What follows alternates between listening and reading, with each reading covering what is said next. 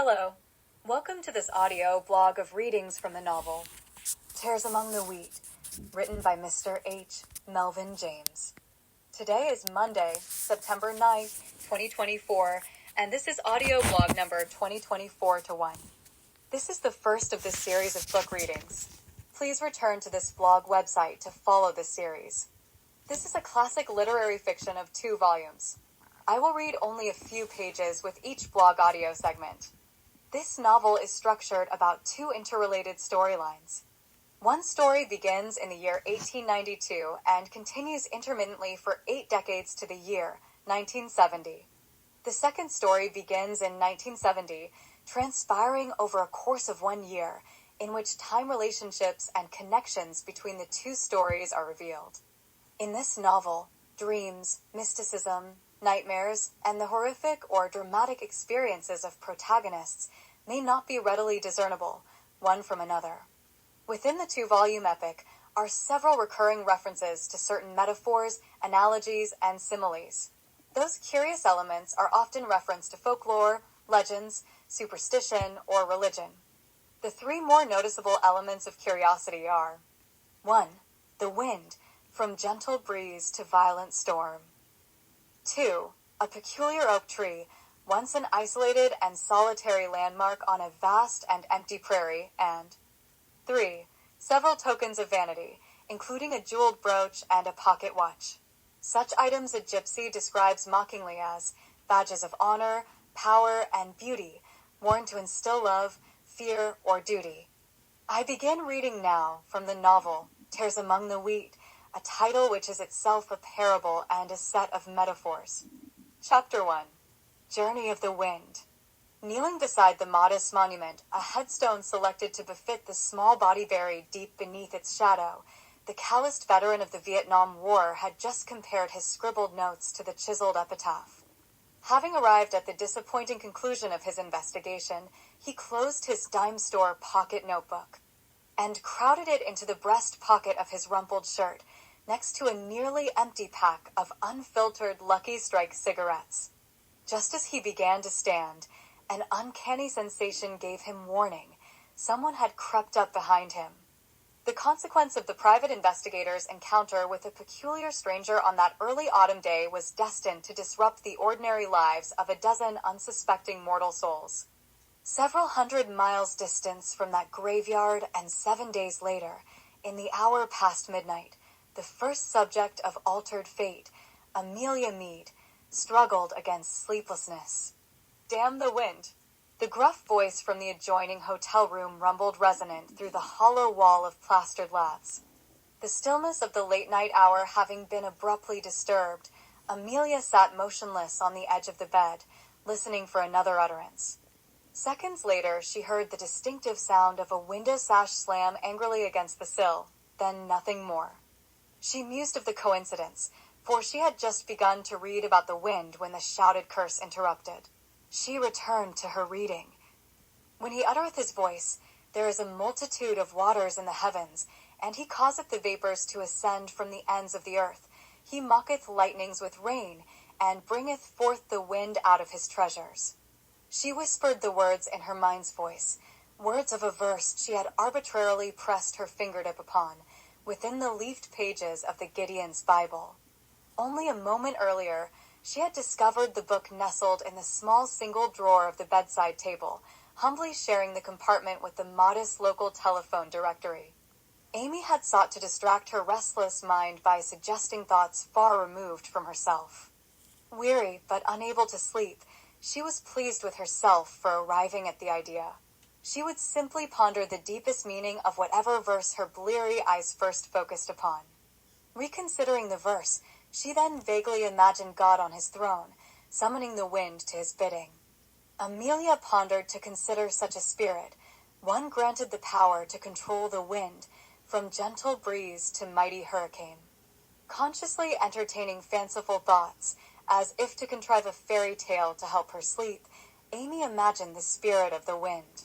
Such a spirit would be wild and restless, sometimes disobedient and viciously destructive, but at other times tenderly soothing. Like an adorable but rambunctious child. Believing she might drift to sleep, with her head filled of winsome fantasy, Amy returned the Bible to this small drawer. As she shoved the drawer closed, the woodwork, old and dry, groaned in protest, sounding like a sleeping dog complaining of being disturbed. Having then a notion that fresh air might aid her sleep, she opened her room's single window, but no zephyr stirred. Satisfied with her newly arranged preparations for sleep, Amy switched off the lamp and snuggled beneath the bedcovers.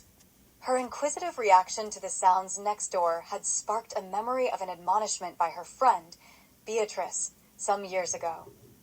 Amy, do you realize that you habitually analyze every ordinary happenstance as if it was a clue toward solving a mystery? Will you ever outgrow your childhood obsession with your favorite characters of fiction, Nancy Drew and Miss Marple?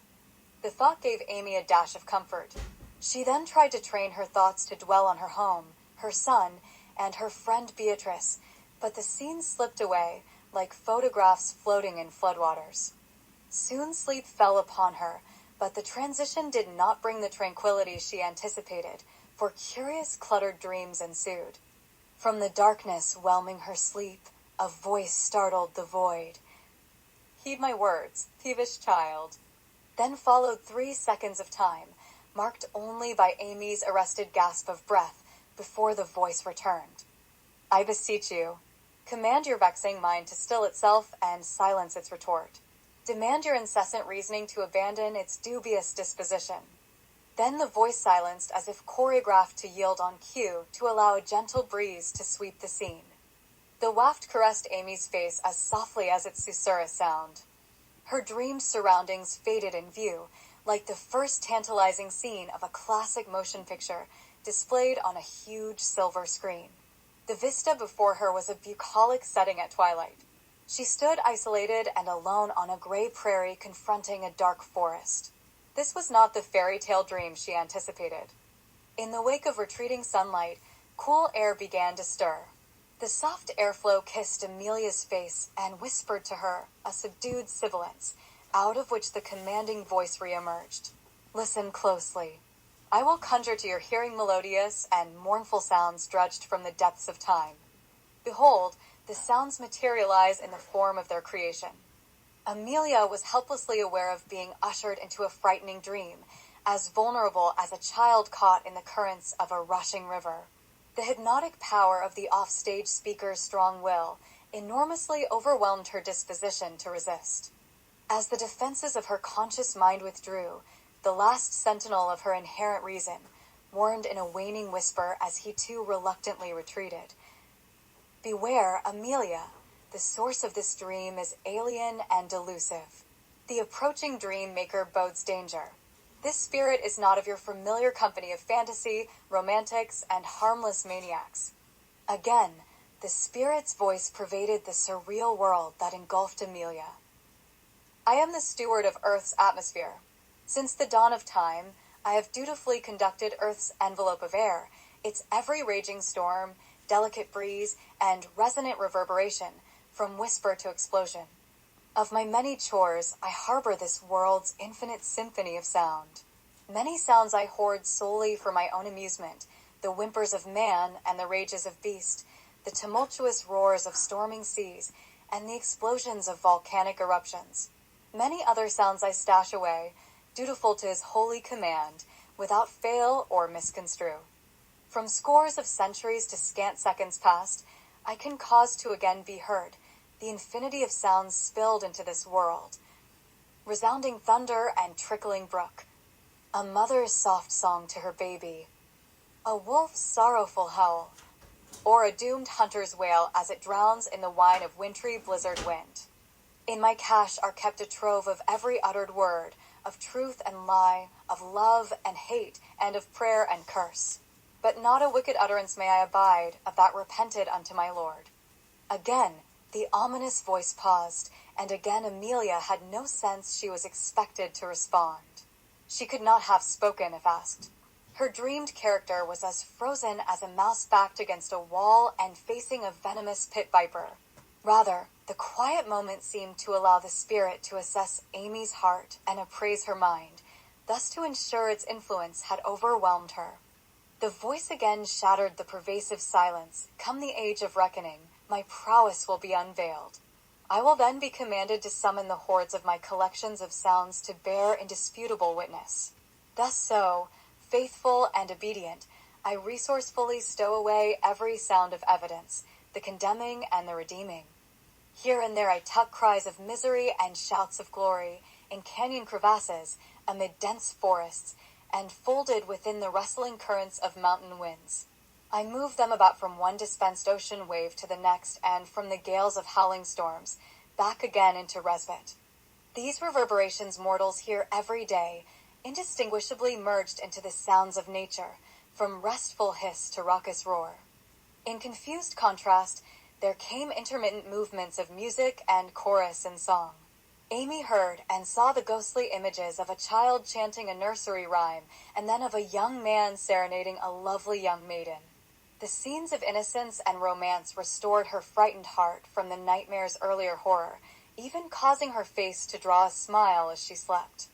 But then came an explosion, instantly obliterating the murky images and their enchanting sounds. Startled, Amy awoke abruptly. In that same instant, her involuntary reaction set her up in the bed and turned her head to face the threat. She and her frightened heart were relieved to realize she was confronted only by a strong breeze through the open window. Instinct had keenly alerted her senses and tensed her muscles.